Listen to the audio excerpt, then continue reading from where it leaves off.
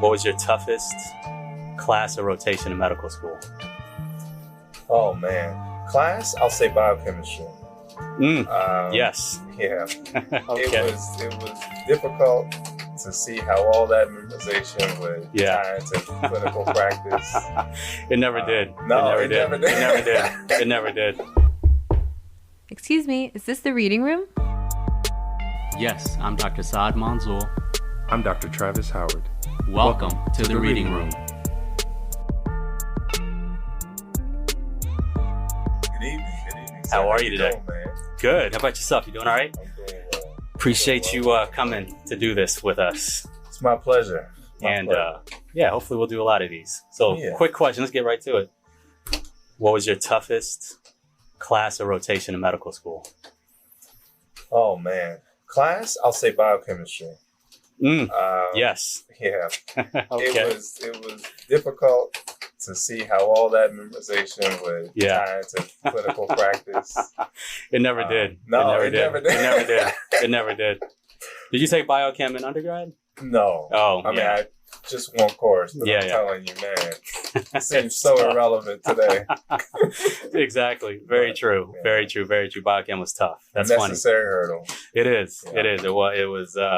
Was it like your first or third class? And do you remember? It was first year, man. Yeah. You know, and we had an intense program where I felt like it was one of those make or break you situations. It is. Yes. If you couldn't get through biochemistry, you weren't gonna make it. Yeah, exactly. That's exactly right. That's exactly right. In the class. You know, it's funny though. I feel like they say that for every class, though. Yeah. Every class. Like I remember, for me, it was genetics, and we had that right after biochem. Mm-hmm. And what's crazy was that I was a molecular genetics major in undergrad, and I had false confidence. Did not work out well for me. No. You know, like I started like not going to class and, try to like watch the lectures online, but should have put that work in. But towards the end, had to get it together. But you never know. And look at you now. Yeah, right. Look at us now. Look at us now. Exactly. So that's cool. So where did you go to undergrad? So I went to the Ohio State University. Nice. Nice. And I majored in engineering. Really? Yeah, man. Interesting. Interesting. I went from mechanical engineering to electrical engineering. Okay. Ended up in industrial and system engineering. I thought it was a pretty good place to start and kind of get my bearings and get a good job. Yeah. That was the goal. Oh, absolutely. And man. So that was my major, and then I went and worked for a little bit. Okay. For Lockheed Martin and did.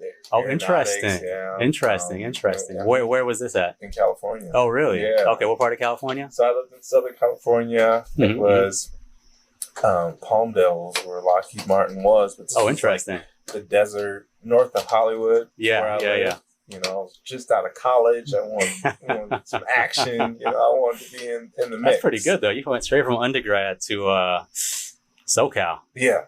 Impressive. From Ohio. Yeah. Never lived anywhere else. So I had a blast, man. Yeah. I'm really happy I did that. And how many years did you do that for? So I was there for 2 years. Okay. Yeah. Interesting. Okay, so you said you were engineering. So how, like in high school, how did you decide you wanted to go to college and become an engineer? Was that something that was part of your plan, or how did that happen for you? I was good in math and science. Okay. And I got a scholarship. Nice. That had a lot to do with it. Easy. Yeah, it was easy. And okay. So, it just kind of seemed like a natural thing to do, man. I went and did this they had this preface program at Ohio State for anyone who was interested in engineering. It was a summer program, so you could go there, kind of get a jump start on things. And I had the minority engineering department at Ohio State was just, they were perfect, and they just made sure their students did well. So they did. No, they were really good, actually. You know, it's funny. I worked at the Science and Engineering Library for like 3 years. Okay, actually, yeah. I spent a lot of time there. Man, we were in there. We were in there. Like, I mean, what's funny is I actually I was there. I got the job. It didn't pay well, but for me, it was like an easy place to like study while you were working. And you were getting paid. Smart. And it's a funny story. I probably shouldn't say this, but one of the best reasons to work there was that we had all the reserve books for all the classes. So I never bought books. Oh. And then people would come and ask, can I check out this book? And I'd say, no, it's already checked out. Get out of here. All the time. Oh, all the time. Man. So you pocketed, kept the books, you hoarded. Oh, yeah. Hey, man. Oh, yeah. I got everything out of SEL. You got to do what you I got everything out of SEL. Absolutely. You know, it's funny because, the biology department was on the other side of campus, but I kept that SEL job whole time. So, that's funny. So, done that. Oh, yeah. No, hey, you got to do what you got to do to get through college. Yeah. I grew up in Illinois, and we didn't have, I kind of knew I wanted to go into medicine, and Illinois only had like 3 or 4 medical schools. Mm-hmm.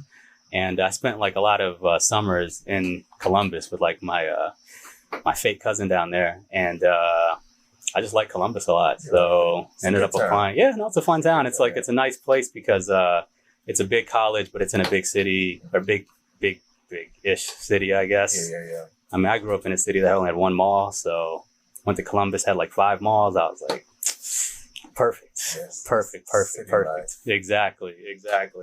So let me ask you, was anyone in your family interested in medicine, or how did you become interested in medicine, basically? No, that's great. So I went and worked for a little bit. Okay. And so I hated it, man. I hated it. I was stuck in this cubicle. Yeah. And I wanted to do so many things. I was just this bright-eyed engineer. Yeah. I wanted to save the world. But you were in SoCal, though? I was in SoCal, right. But when I realized my project was for the F-117, and this fighter jet, this stealth jet, is the jet that dropped the first bomb on Iraq. Oh, interesting. And I sort of had this realization that... So did you know that was what you were working on as... Maybe not. I didn't know what my project would be. Okay. I didn't know, and I knew I was working for an aeronautics company. Mm-hmm. But in that moment, I realized that I don't know how comfortable I was with that at the time. Yeah. That makes sense. And I respect all those in the armed forces and those that keep this country safe. Absolutely. Absolutely. But, in that moment, I thought, this is not what I want to do. Yeah. So I worked as long as I could. Mm-hmm. And then I came back to Ohio and worked for Accenture. Oh, no way. I worked for a consulting company, Accenture. You may or may not know it. Yes. But, this was in Columbus? This was in Columbus. Yeah. So I was a financial analyst.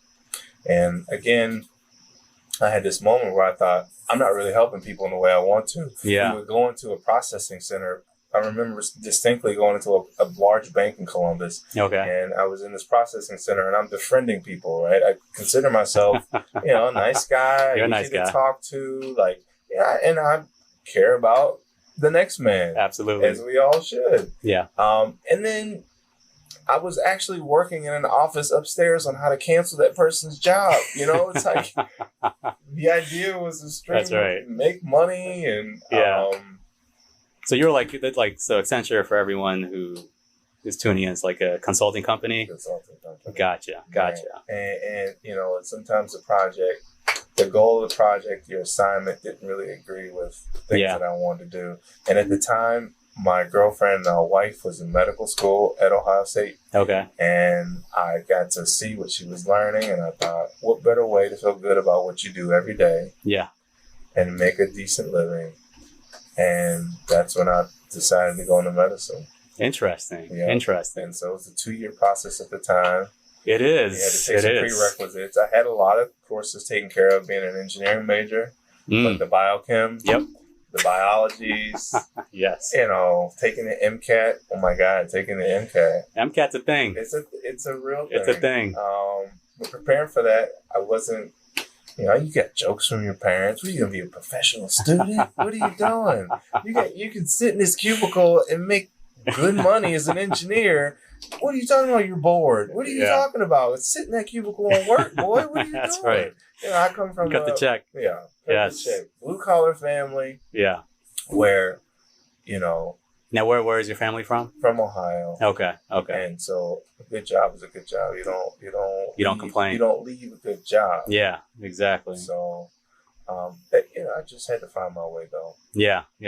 I had to find my way in medicine. I landed here, and I'm very happy about that. Oh, that's so good. So wait, so explain the process a little bit for everyone who like doesn't understand. Like this isn't, you don't just decide to go to medical school, right? You have to basically decide almost like 2 years in advance, maybe more if you need to take the prereqs, right? Yeah. So how did you end up taking your classes at Ohio State, or where did you end up taking those classes? Yeah, so I took some at Ohio State, took some at Columbus State, actually. Yeah. I worked in the emergency department. There you go. Yes. I worked in the emergency department at Ohio State as a patient care associate, so just really supporting the nurses. Okay. And during that time, I was taking courses, and Columbus State offered an affordable way to do that. Exactly. Yeah. So exactly. That's what I did, man. And then it was a 2-year process, but now you can take the MCAT more often a year. Yeah, you can. So I think back in the day it was like April and August or something. I think. Yeah. You had to wait. So, did you do a Scantron for your MCAT, by the way? Yes. Yeah. Yes, the bubble sheet. Yeah, that's right. It wasn't on a computer. We are old. Get out of here. That's right. Okay, so MCAT's MCAT. Yeah. You know, did you take the April one or August one? Do you remember? I don't remember. It might have been the August one. I don't remember though. Yeah. I'm not sure. Yeah. But I remember taking a lot of time in the review courses. Okay. Luckily, I was able to do a review course. Which is one of the good things when you're out and just working. You have some money to put towards a review course. Absolutely. Very true. That's a resource that, unfortunately, a lot of people don't have access to. You know, you had those smarter students, I feel, that could just maybe take a couple practice tests and go in there. Some people are just good test takers. That's it. They're just good test takers. Yeah. There's nothing more to it. Yeah. But yeah, I had to practice. Yeah. You know, I had to practice. I had to get used to the vignettes. I had to get used to the pace. All verbal. That. It's like preparing for a game, for a sport, for anything. It is. I think some people get afraid. They get afraid of standardized tests, but once you realize it's like weight training, or you just have to put the time in so you can get better at it. That's all it is. Natural to you. That's all it is to it. You just have to try, and like there's multiple sections. You know, you could do really well in a couple sections and kind of get your grade up that way. Yeah. Verbal. I think it's called verbal, right? The verbal section, that was rough. That was rough. But no, I think that's exactly right. You got to actually put the time in. It's not something that they make it seem like either you know the stuff or don't, but you really do have to put the time in and get to know like how to take the test and get how to navigate the questions. And, my wife also, she taught at like a Kaplan prep place basically for med school too. So she killed it. She did really well. Yes, exactly. Great. Well, but I mean, I think it just comes down to like, putting in the work. That's all it is to it. You just put in the work. So I remember specifically, we don't have to get specifics. I'll just tell you my specifics. So basically I remember being at like an undergrad, like a summer research program between us. I think it's between my junior and senior years of undergrad. And I took my MCAT in, I think I took it in April, and then I went to the summer program in like June. And at that time, it would take like 3 months or something maybe like 8 weeks or something to get your scores back. And, everyone's trying to get a 30. Got to get a 30. Got to get a 30, right? So, and at the time, they would just regular mail the MCAT scores to the house. And at the house, I was in Chicago doing the program, and then my stepmom and my dad, they got the envelope at the house, and they, basically called me. They're like, "Hey, we got your MCAT scores." And I was like, what to do? So I had them open it for me, and I had like already kind of was like, okay, well, I took it in April because if I don't do well, I'll take it again in August. That's right. So they open it up to me, they read off, 8, 8, 8. I'm looking for that triple double. I need a 30, right? Yeah. So then they're like, "You got a 24." I'm like, okay. Okay, that's okay. I'll just retake it. So I started kind of studying for it. And then, they ended up sending me the letter like that I got, from MCAT people. So I got the letter. And then what happened was they ended up they read off the averages for me. So I actually got a 29. Oh, nice. Which was nice. It was close to the 30. Yeah. But at that point, my expectation level was so low that like having a 29 was like, I'm good. Yeah. But I feel like if they would have told me I had a 29 from the beginning, I probably would have tried to retake it. You would have? I feel like I probably would have. Because, you're like, let me get one more point and get a 30. You know how. You know how medicine people are. Yeah. You know how they are. So But let me ask you this. Now that you've worked, now that you're done with all this test taking. Yes. Do you see a correlation between an MCAT score or a test score and your ability to be a good physician? No. Absolutely not. No. No, not at all. Not at all. Not at all. I think, you have to work hard. I think the biggest thing is like the ability to keep working hard, the ability to like kind of keep studying, like, get knocked down and keep going. I think that's probably the most important thing. And like just work ethic. Absolutely. I don't like if you like decide that you're not gonna get outworked, you'll be fine. Nothing can stop you. Yeah, you'll be fine. I remember a prominent oncologist at the James Cancer Center. He actually wrote a letter of recommendation for me, and he said, "If you can finish high school, you can become a physician." That's pretty correct. He said it with like such confidence, and he said I said, and to myself, I'm thinking, this guy, he's gassing me up. Why would he say that to me? That can't be true. Exactly. We walk around thinking these physicians are these gods and these super intelligent people that you could never ever achieve. Oh, and some people act like they are. Wow, that doesn't help. Now, does it? It doesn't help the situation. But I would say, aside from any test score and aside from any natural, just God-given intelligence, if you don't have compassion, if you don't have compassion for not only your patients, and not only for your coworker, and the people that are around you, the nurses, the technologists, if you don't have compassion for those people, I venture to say that you would struggle. Yeah, no, you're limiting yourself. You're absolutely limiting yourself. Like, because you can't do anything by yourself in life. You can't do anything by yourself. So like, whether you're working, at Accenture or whether you're working like at McDonald's, like you're going to have to work with a team and you're going to have to learn how to like cooperate and like get something done. And, it's funny, my wife and I, we both worked for the same group. We ended up going to a leadership type conference. And, remember the guy there who was like a motivational speaker, and I guess he talks to doctors, I guess. And he basically was like, what do you think is the number one characteristic that basically will, determine what, like, how good a physician will be? Like what application detail? And, everyone kind of said like, high MCAT score, high board score, like good letters of recommendation. But it ended up being, he told us it was a Division I athlete. And basically explained it is that a Division I athlete is someone who works hard, someone who knows their role, someone who's going to be applying to medical school. So obviously they're not going to become a professional. So like all those same skills that it takes to like be on a team are the same skills that like translate to becoming a good physician, basically. Yeah, I agree with that. Wholeheartedly. You got to be a team player. Yeah, you got to be a team player. And being a team player includes having compassion, obviously. Like being able to like be empathic to like what someone else is going through, being able to understand that, it's not just you. Exactly. It's not just you making it happen. Right. And the more you think that is, that's not reality. Not reality. I agree. Don't let that ego get in the way. No, not at all. Not at all. So interesting. So tell me about applying to medical school. Did you want to stay in Ohio? Did you? Where did you want to go? I applied to all. Do you remember how many schools did you apply to? It might have been 10. 10. Oh, yeah, nice. Okay. 10. Okay. Okay. So yeah, I applied to Ohio programs, but I really, when I first set out, I wanted to go to an HBCU. Okay.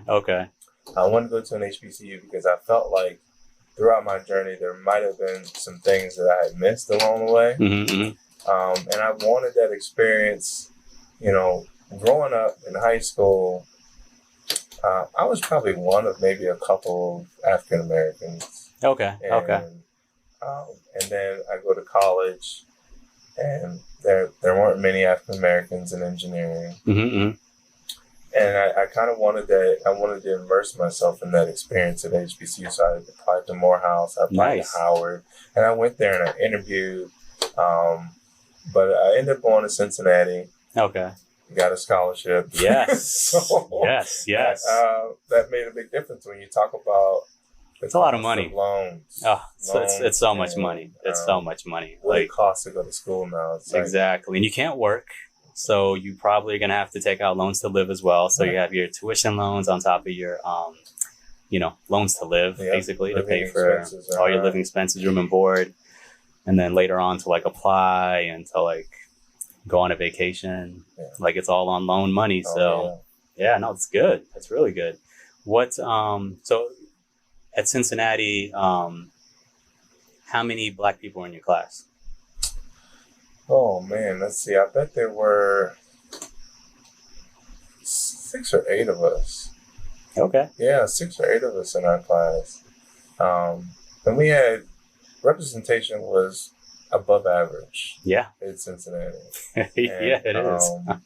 I mean, how big was the class? Like over 100? Yeah. Like maybe like 110, 115. Gotcha. Yeah, something like that. Okay. Okay. Nice. And the classes above us, below, great representation. Good.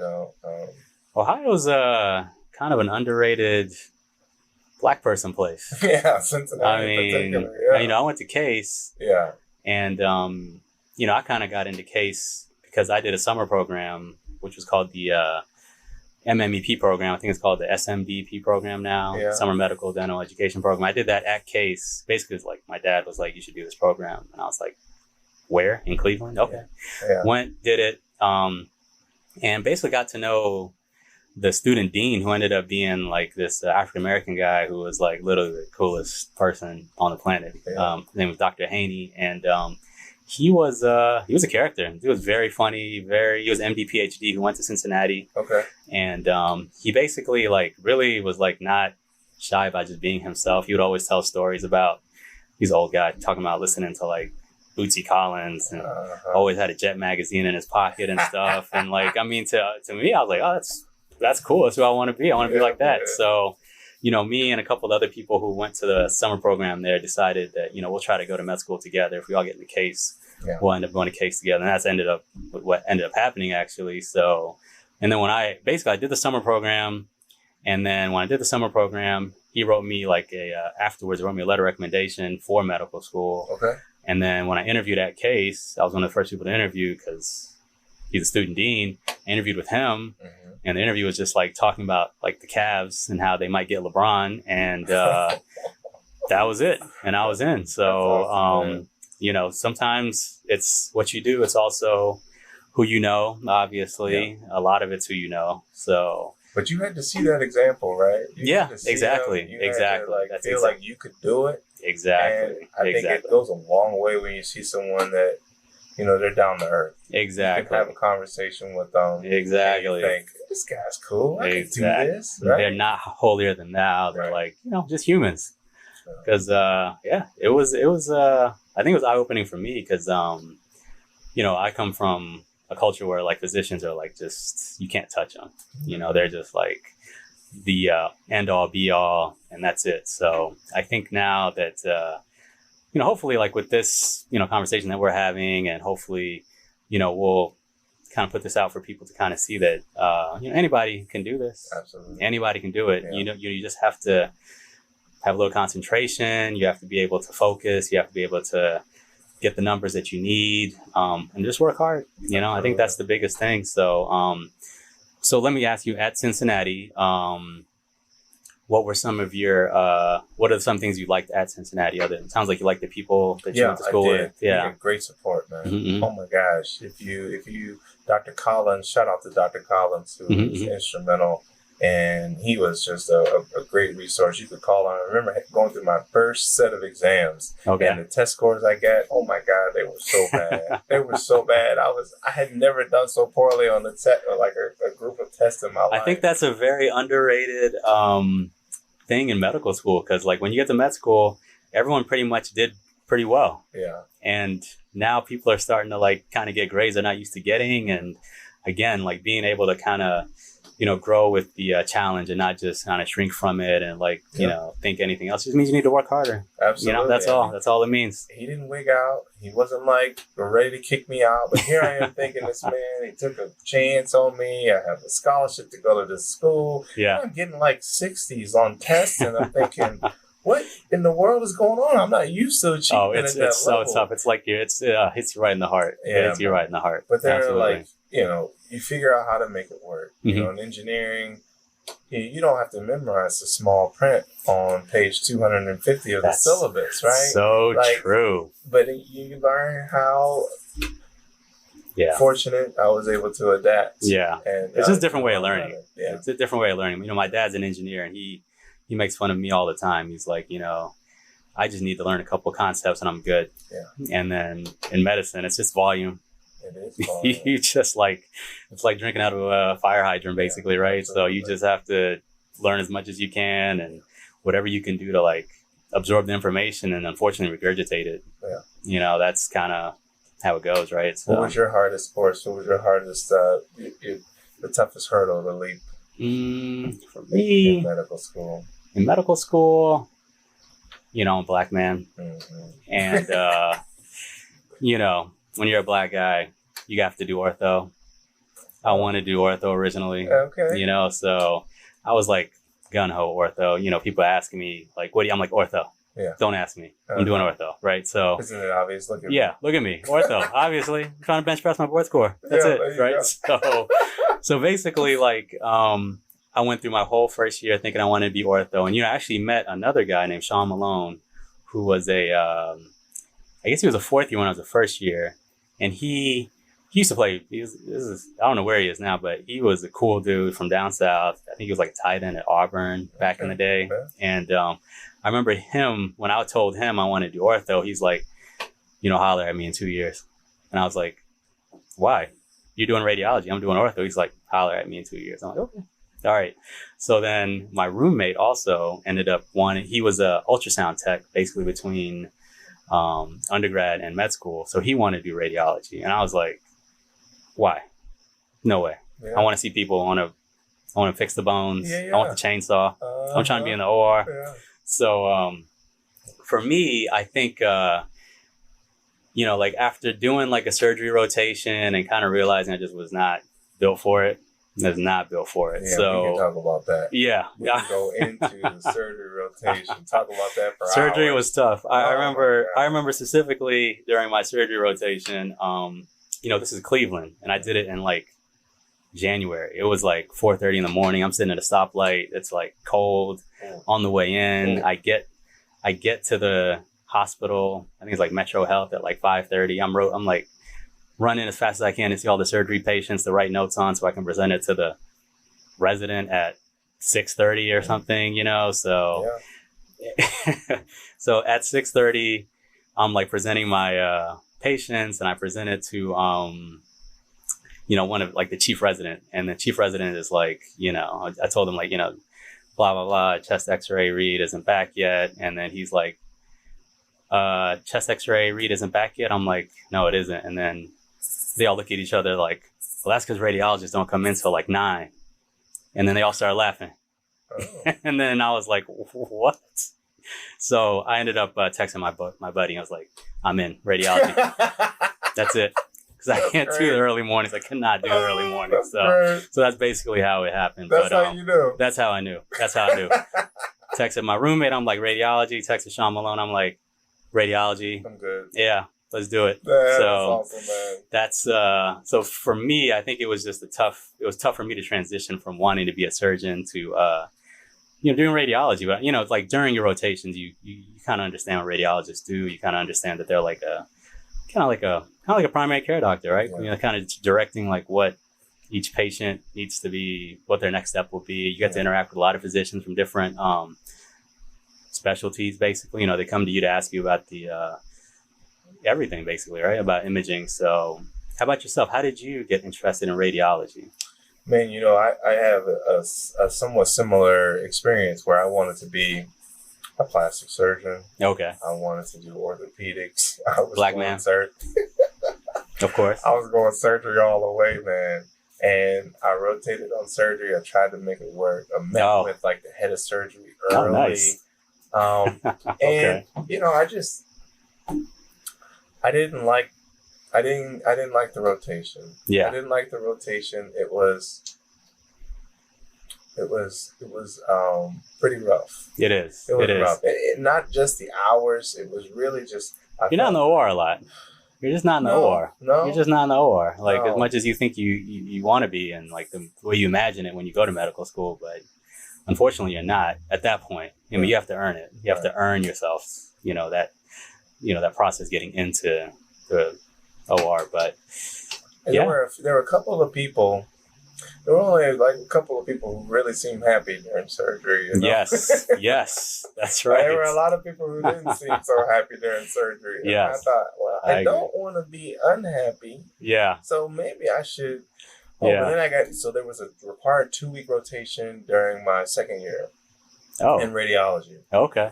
I saw, those images came up. I saw anatomy. Yes. It was beautiful to me. Yes. I saw angiograms. Yes. I saw, this knowledge of the anatomy and disease processes that spanned over all everything you learned. Everything you learned. Man, I thought this might work for me. Yeah. I remember I had a conversation with my pops, and he said, "Oh, you don't want to be a surgeon? Come on, man, be a surgeon. Let's go." The same people told you not to go into medicine. Right, exactly. He said you should be a surgeon. And I'm like, I don't know, man. I think radiology. Yeah. I talked to one of my good buddies, Ron. He's a dermatologist. He said, my dad came with this analogy, like the surgeon is the quarterback. The surgeon's a quarterback. Like, he said if the surgeon is a quarterback, the radiologist is a coach. Yeah. And I thought, wow. Yeah. I like that, bro. That's good. That's great. That's good. Because we oftentimes make a call that dictates the plan of care. Yeah. Many, many times over. So I don't take that lightly. That's a responsibility that you can feel good about. Yeah. You can coach for longer. Right. You can coach for longer. Interesting. So you did radiology. Yeah. And then you kind of went back into the surgical world, though. I did, because I wanted to get up and do something with my hands, and I wanted to, in a way, see people, have that face-to-face time. The immediate gratification from doing a procedure and using radiology, using that technology. Exactly. Oh my God, man! It seemed like the perfect fit for me. Absolutely. And I feel like interventional radiology is on the cutting edge of a lot of treatment modalities. So it is. Really, I thought, I want to be on the edge. Let's go. Let's see where this takes me. I like it. No, that's exactly right. And like medicine is funny because people who are not in medicine will tell you go into medicine, but like going to medicine is like going into Pandora's box. There's like so much you can do, and then in each specialty there's so much you can do. Who would have thought that going to radiology meant you can still do procedures and still basically affect patient outcomes, see patients every day. I mean, you guys have a clinic, it's totally, kind of comes out of left field, but like, again, it's like just the information, not knowing means you can't even like decide on something like that. So I think it's important so people to like know that, you go into medicine, it's not homogenous. You can do so many different things in medicine. So business, seeing patients, research. Exactly. I mean, you talk about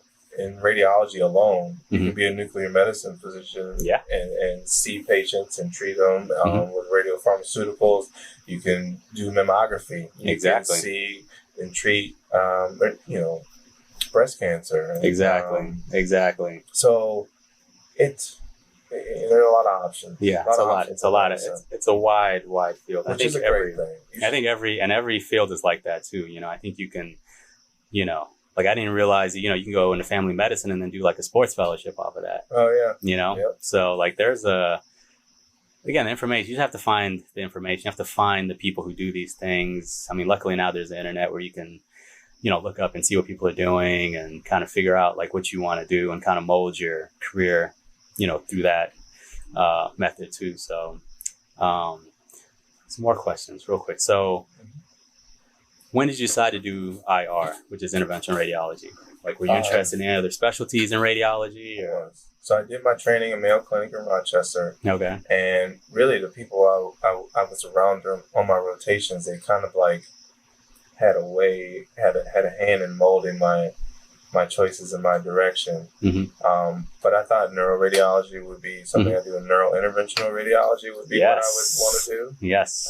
One of my mentors is just a great guy, man. He loves what he does. Okay. He's putting probes and ablating tumors in places in the head and neck that you like a surgeon. Oh my gosh, this guy is amazing, and he has the nerve to do it, right? Yeah, exactly. And with great outcomes and really helping people time and time again. So I thought that's what I would want to do, but I had an interventional radiology rotation and just really bonded with some of the attendings there, and I liked that it maybe encompassed more aspects of medicine.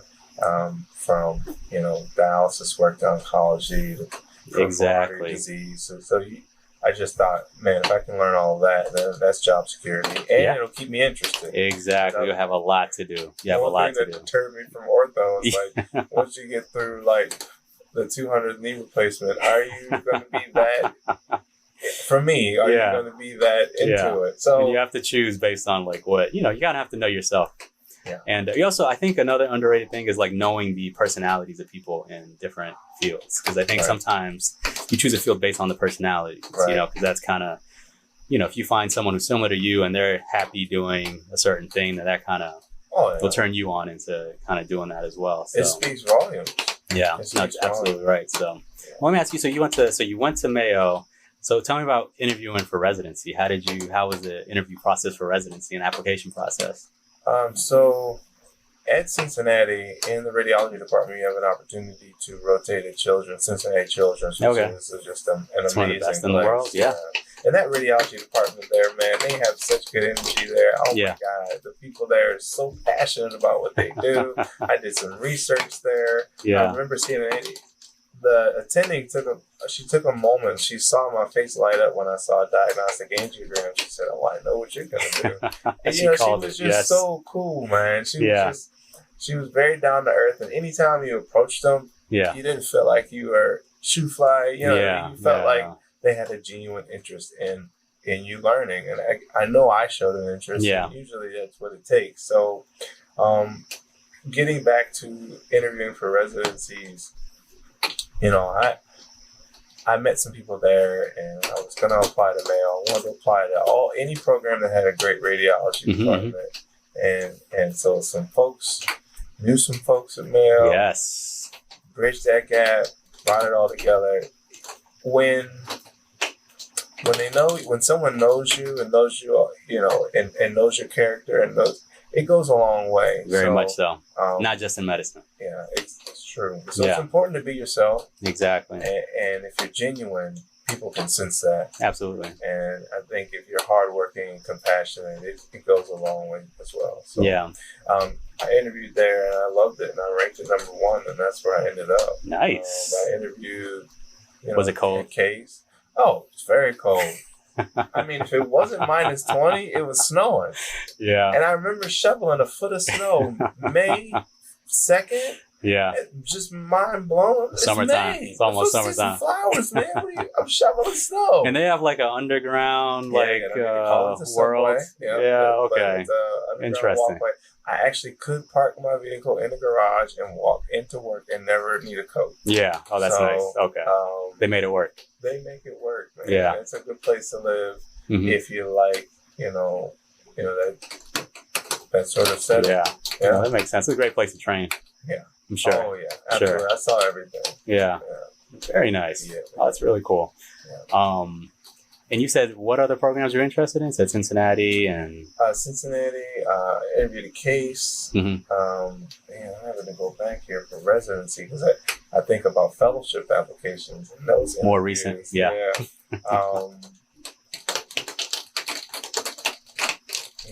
Interesting. Those are the places that I really... So you kind of were very focused when you were like, at each step, you were like, I'm going to limit my options. That's what I'm applying for. Yeah. Because, I think I applied to like 50 medical schools. Okay. I think I probably applied to like 60 radiology programs. Oh, wow. Yeah, about 60 radiology programs. And I knew I wanted to be in DC, or like, you know, basically in a big city outside of Cleveland. And it was funny, like what happened for me was that like I applied to GW in Georgetown, got put on a wait list for both of them, and then ended up being out here for like New Year's, I guess. Okay. And then like I kind of liked it. I called the people there at GW and I was like, hey, would you guys mind looking at my patient again? Like, is there any chance I can get an interview if someone cancels? Yeah. And I remember the lady, like yesterday, she was like, well, if any spots open up, we'll let you know. Thank you for consideration. She hung up on me. Oh, wow. I was like, okay. And then 5 minutes later, she called me back. And she's like, hey, I didn't know you were a brother.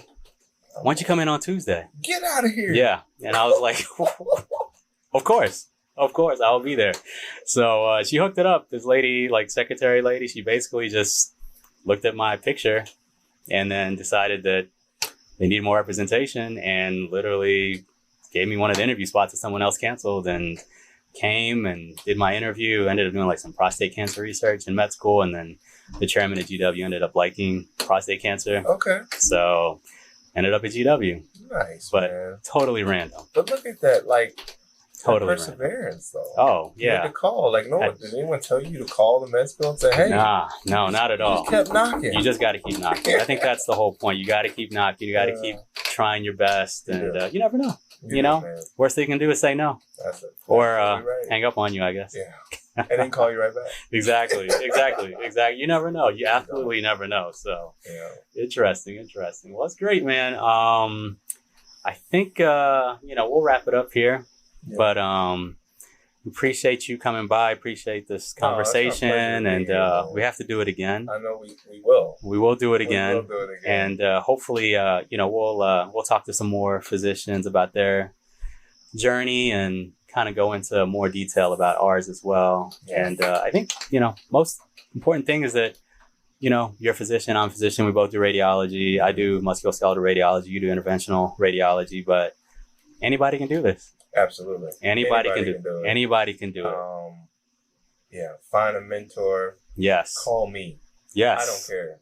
Yes. If you need a word of encouragement, contact me. Yes. I mean, that's what you need. Yes. It takes a village. It does. Don't feel like you need to do it by yourself. No, not at all. The information is out there. It is. And we'll give it to you. Yeah. We got you guys. So we appreciate you guys tuning in. Yeah. Thank you very much. And till next time. Until next time. Thank you. All right. Thank you. Hit us on IG at Reading Room Talk and drop a line or voice note to readingroomtalk@gmail.com so we can discuss your case. Please subscribe, rate, and review on iTunes or wherever you get your pods, preferably in between cases.